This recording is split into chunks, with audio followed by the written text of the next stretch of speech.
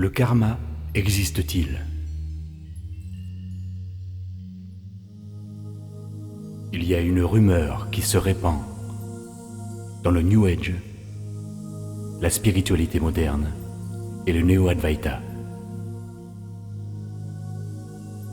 évoquant le fait que le karma n'existe pas. C'est une aberration et un danger existentiel total pour les gens qui pourraient adhérer à ce genre d'affirmation.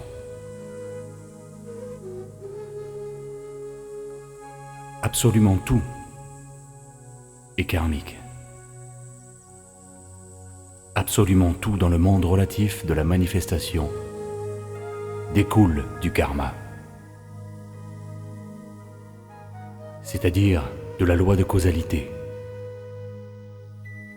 et de la coproduction conditionnelle des phénomènes, du plus grossier au subtil. Loi de cause à effet qui concerne aussi bien les actes que les pensées et les intentions. Le terreau, le ciment, le catalyseur, l'énergie subtile qui sous-tend toute la manifestation est le karma.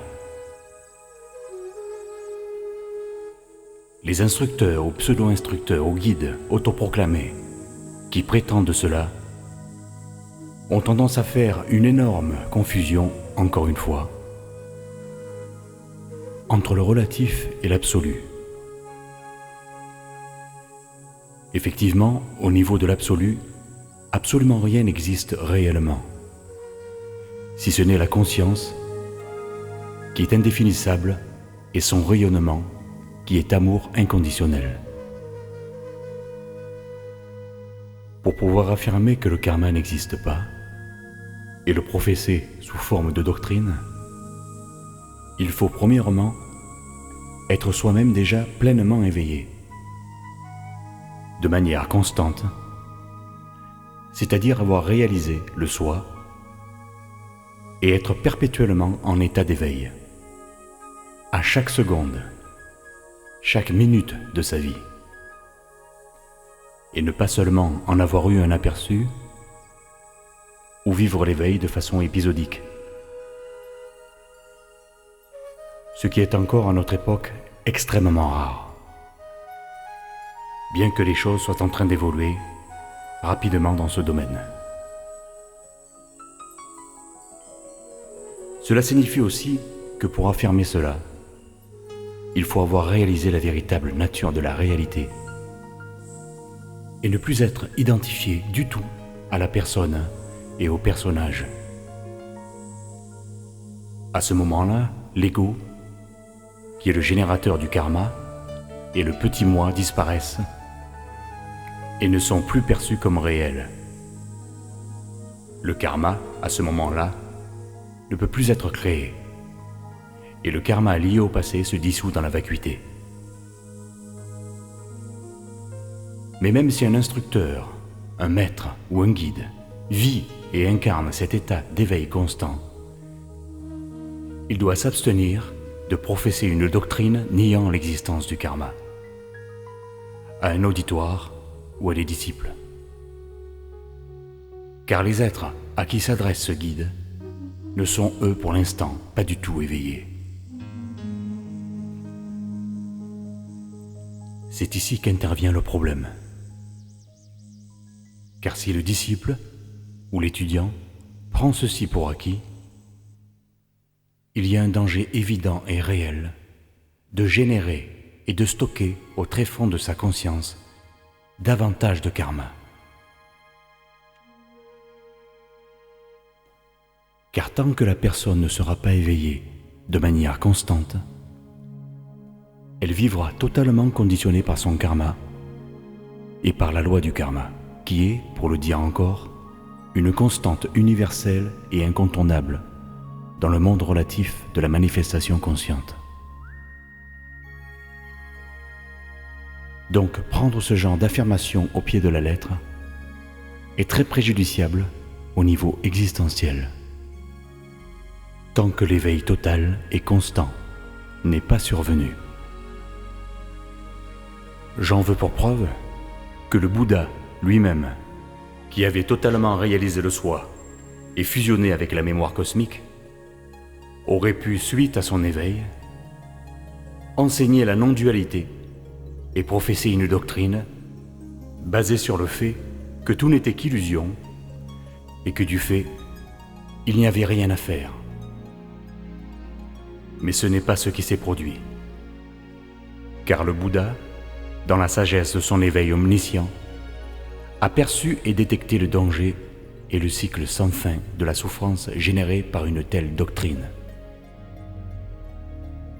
Et ayant hésité longuement à enseigner, il finit par se décider à le faire.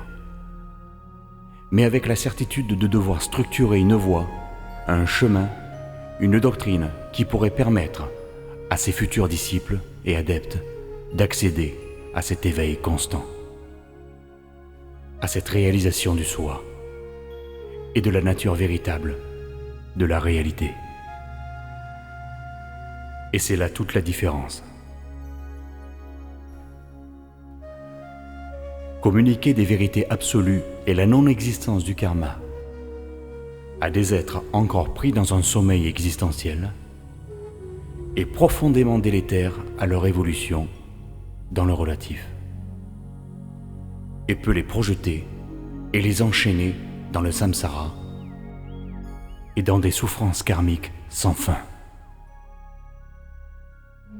Que tous les instructeurs sachent donc qu'il vaut mieux, selon ses capacités, ouvrir une voie mixte ou relative, un chemin et des pratiques qui vont permettre à leurs disciples, par des méthodes appropriées, de réaliser et de s'approcher graduellement et instinctivement d'un éveil possible.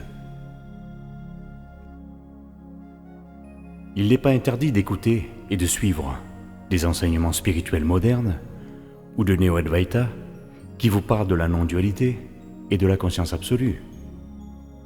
Mais percevez-le comme une inspiration, une évocation, et gardez à l'esprit qu'écouter un morceau de Mozart ne suffit pas à vous apprendre la musique, sauf si vous êtes déjà prêt. Dans la spiritualité, comme dans d'autres domaines, rien n'a jamais été obtenu sans effort, ni purification. Et même la grâce qui semble toucher certains êtres ne surgit pas au hasard.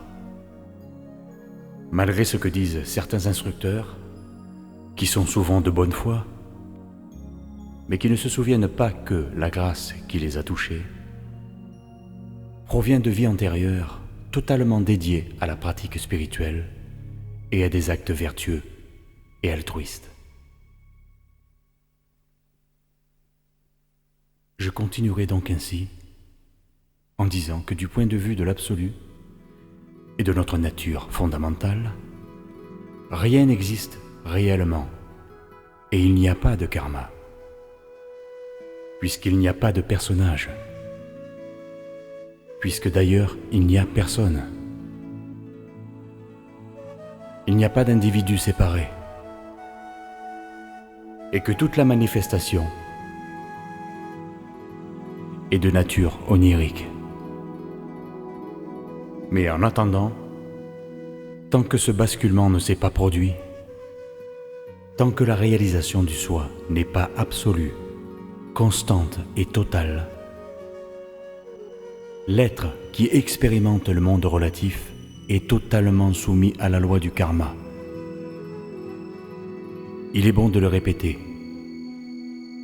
Gardez bien cela à l'esprit. Et si vous suivez actuellement un chemin ou un instructeur de spiritualité moderne ou New Age, ou de Néo-Advaita, efforcez-vous de garder dans votre vie, parallèlement, quoi qu'il en soit, une pratique spirituelle solide, une sadhana, quelle qu'elle soit. Cela peut être la méditation, l'introspection, la prière, la récitation de mantras, la marche méditative, la fusion artistique, la dévotion, etc., etc.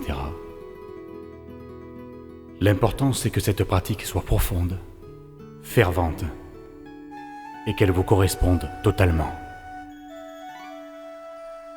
Car n'oubliez pas que l'inspiration seule ne suffit pas pour la plupart d'entre nous. Car même s'il existe à notre époque des êtres qui s'éveillent spontanément, sachez qu'ils sont touchés par une grâce dont ils ont eux-mêmes oublié les causes. Et que l'on ne peut pas baser un enseignement valable pour le plus grand nombre sur des cas particuliers. Voilà, les plus grands maîtres et instructeurs ne sont pas ceux qui ont professé des vérités absolues à ceux qui voulaient bien entendre. Mais ce sont des maîtres qui ont structuré, par amour et compassion, un chemin et une doctrine adaptée pour que leurs disciples, quel que soit leur niveau d'évolution consciente, puissent accéder efficacement et graduellement à cet éveil total et permanent. L'enseignement le plus élevé n'est pas celui qui se contente de parler de l'absolu, mais c'est celui qui va vous permettre, selon votre nature et vos capacités, par des méthodes subtiles et adaptées, de réaliser l'absolu et de permettre à la conscience de se révéler à travers vous. Le Bouddha, par compassion, avait basé sa doctrine sur la cessation de la souffrance. C'était le cœur de son enseignement, sa priorité. Libérer les êtres du cycle infernal des renaissances et des souffrances karmiques. Par un travail méditatif profond, une purification du karma, un développement de la vertu et une accumulation de mérites génératrices de karma positif. Jésus, en Occident, avait fait de même, en orientant les êtres vers l'amour inconditionnel et divin.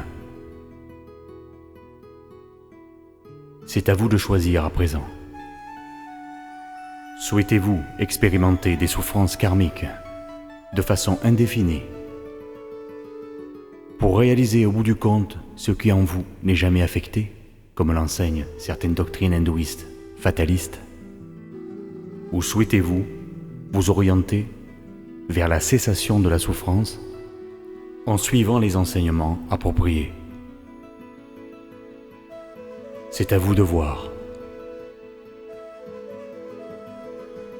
Voilà, répétons-le. Oui, le karma n'existe pas dans l'absolu,